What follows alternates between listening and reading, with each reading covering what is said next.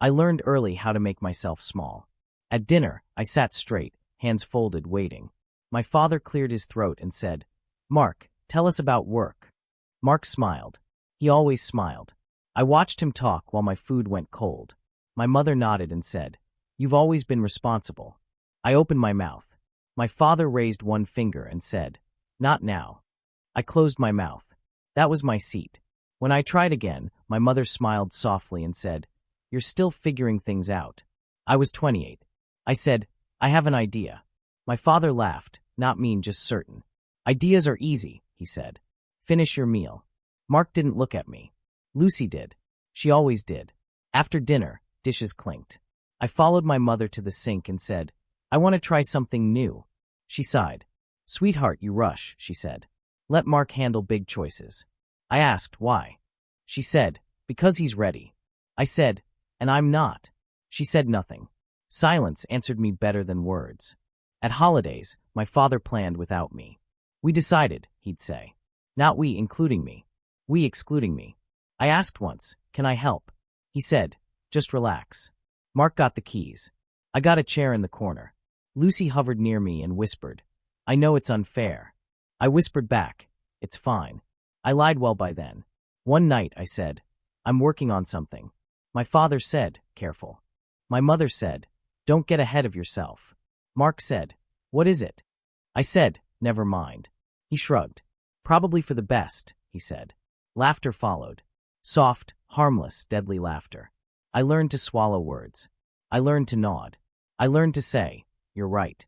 When I didn't speak, things moved faster. When I spoke, the room slowed with patience meant for children. Later, my father said. Soon, my mother said. Soon never came. Lucy tried once. "He's good at this," she said. My father smiled at her, proud. "You're kind," he said. "He'll find his way." I wanted to ask, when? I didn't. Lucy looked at me and bit her lip. Guilt lived there. Weeks passed. Work piled up. Nights grew quiet. I stopped sharing plans. I kept notebooks closed. One evening, my phone buzzed. An email. Subject line, "Invitation to speak." I read it twice. Then again. "We would be honored," it said. Public stage. My work. My name. My hands shook. I laughed once, short and scared. I said out loud, "This is real." The email asked for confirmation. I imagined the table. My father saying, "Let Mark handle it." My mother saying, "Be careful." Mark smiling. Lucy watching. I didn't forward the email. I didn't print it. I didn't tell anyone. I typed, "Yes." My heart raced.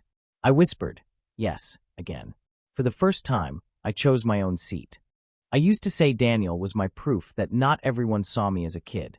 We grew up together, shared bad haircuts and worse plans, and promised we'd never turn into people who laughed at dreams. When I told him about the invitation, he slapped the table and said, "I knew it, man. I always knew you had it."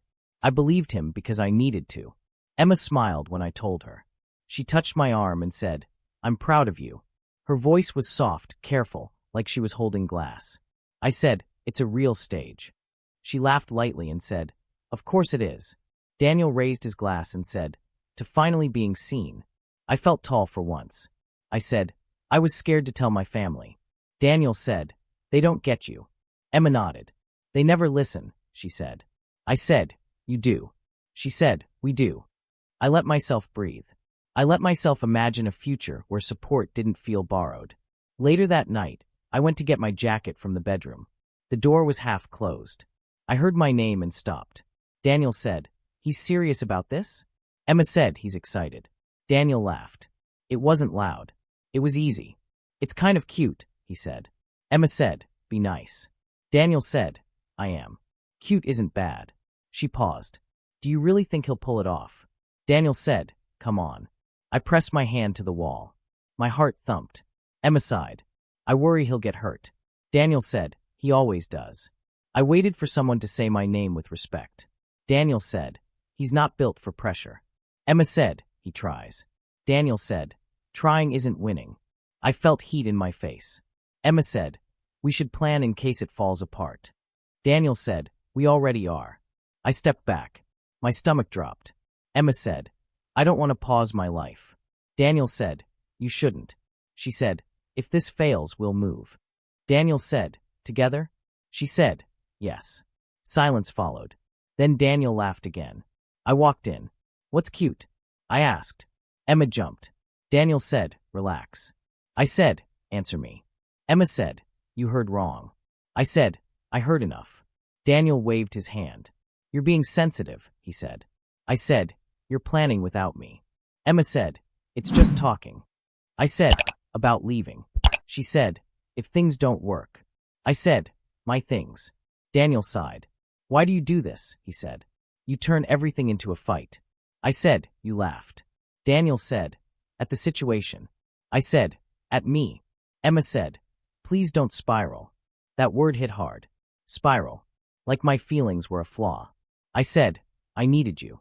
She said, we are here. I said, no, you're ahead. Daniel said, look, man, we support you. I said, by calling it cute? He shrugged. It's harmless. I felt small again. Emma touched my hand. You're reading too much, she said. I pulled away. I won't beg, I said. Daniel said, nobody asked you to. Emma said, let's sleep. I nodded. I left the room. I sat in the dark and listened to their quiet voices through the wall. They sounded calm. I realized then that betrayal doesn't shout. It smiles. It pats your shoulder and tells you you're sensitive. It makes plans while you're in the next room. I stared at my phone and opened the email again. The stage waited. I didn't tell them. I stopped trusting laughter.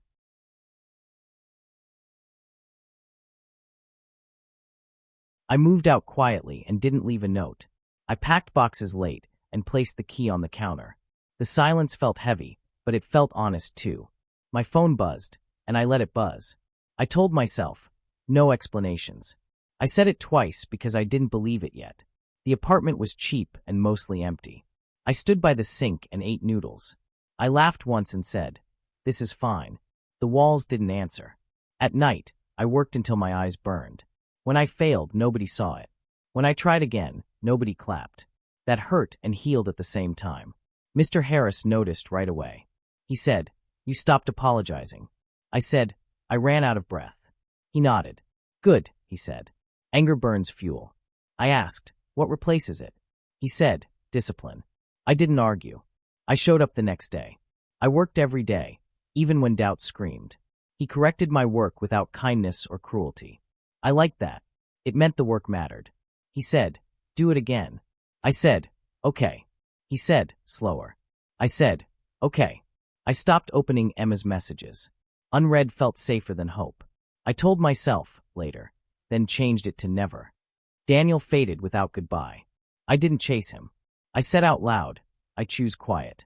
My family called once. My mother said, are you sulking? I said, I'm busy. My father said, you'll be back. I didn't answer. They assumed distance was a phase. I assumed distance was survival. Some nights I wanted revenge. I imagined speeches and sharp lines. Mr. Harris said, noise wastes time. I said, silence still hurts. He replied, so does lifting weight. I lifted my life slowly. I learned when to sleep and when to stop. I learned comfort was expensive. Self-respect cost less but demanded more. I ate alone and thought clearly. I missed Lucy sometimes. I didn't call. I kept building. Walking away felt like losing. Staying felt worse. I chose the harder quiet. I told myself, no witnesses. Growth happened when nobody watched. I failed tests and rewrote plans. I fixed mistakes before pride woke. Anger knocked and I didn't answer. Focus sat beside me instead. I wasn't proving them wrong. I was proving myself alive. I slept on a thin mattress. I woke early and started again. Loneliness spoke, but I didn't argue.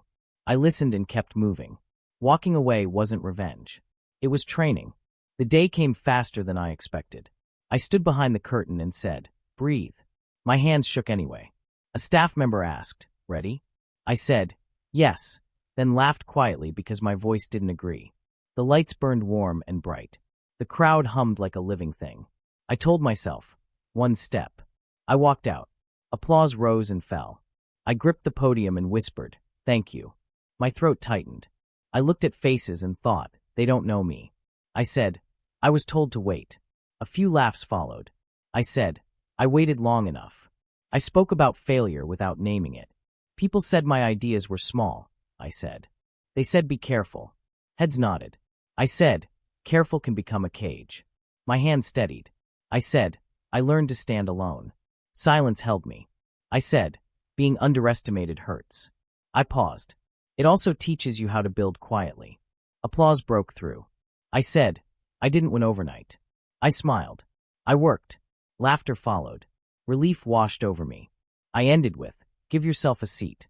The crowd stood. I stepped back and breathed. Backstage, a producer said, that landed.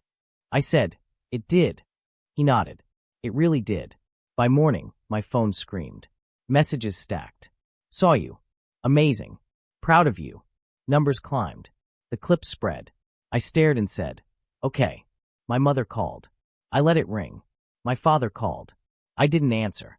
Emma texted, I always believed in you. Daniel wrote, I was wrong. I'm sorry. I read them all and said nothing. I went for a walk. A stranger said, great talk. I said, thanks. At night, I opened social media. My parents shared the video. The caption said, so proud. My name was wrong. I laughed softly. I said, of course. I realized then they still didn't see me. And they never did. The calls started one by one, like knocks on a door I had already closed. My mother called first. I answered because silence can be cruel when someone is crying. She said, I didn't know you felt so alone.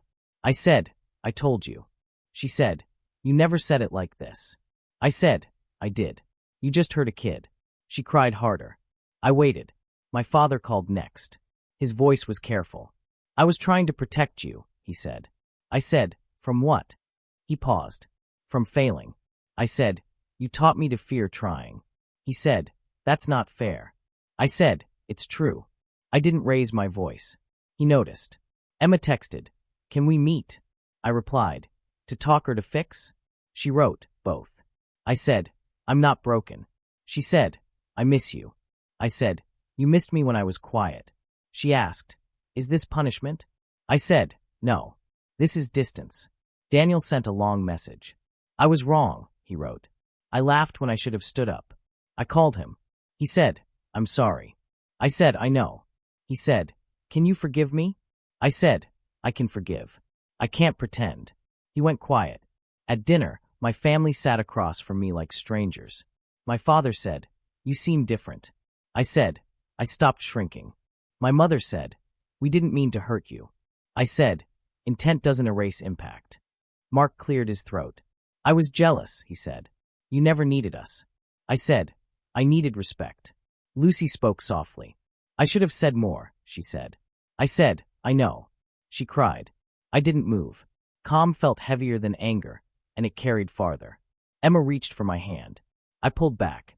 She said, you're cold. I said, I'm steady. Daniel said, I miss us. I said, I miss who I thought you were. My father said, what do you want? I said, to be heard once. Silence came. They listened. I told them how being treated like a child stole years of confidence. I told them how laughter cut deeper than yelling. I didn't shout. I didn't insult. That hurt them more than rage ever could. When I left, nobody stopped me. Power had shifted. Truth had spoken. I stood backstage again, but this time my hands were still. A staff member smiled and said, you look calm. I said, I am. He said, big crowd tonight. I said, I know. The lights warmed the air. I breathed and waited for my name. When I walked out, the applause felt familiar, not frightening. I said, thank you for being here.